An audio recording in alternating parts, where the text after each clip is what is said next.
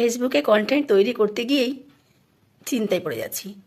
এই কথাটা বলবো, ওই মানুষের বুকে গিয়ে লাগবে। এই কথাটা বলবো, ওই মানুষের বুকে গিয়ে লাগবে। এরকম ভেবে তো কন্টেন্ট তৈরি করা যায় না, তাই না?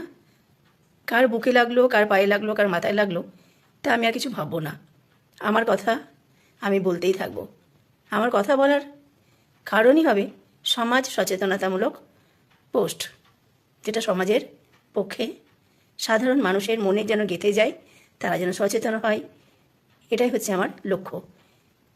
আমি দেখেছি কোনো কিছু পোস্ট করে আত্মীয় স্বজন অনাত্মীয় তারা কেউ ফোন করে, কেউ বা ডাইরেক্ট ফেসবুকেই আমাকে প্রশ্ন করে, কি ব্যাপার, এ কথা কেন বললি, কেন রে, কী হয়েছে?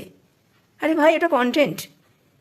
কেউ এটা কিছুতেই বুঝতে পারে না যে ফেসবুকের কন্টেন্ট মানে সমাজের সচেতনতামূলক পোস্ট। সেটা কোনো ব্যক্তিগত ব্যাপার নয়। আমার ব্যক্তিগত ব্যাপার আমি ফেসবুকে আনবো কেন, সেটা আছে চার দেওয়ালের মধ্যে। তাই আমার ব্যক্তিগত কোনো কথা এখানে আমি বলতে আসিনি, বা কেউই বলতে আসে না। যতটুকু আমরা দেখাতে চাই ততটুকুই মানুষ দেখতে চাই।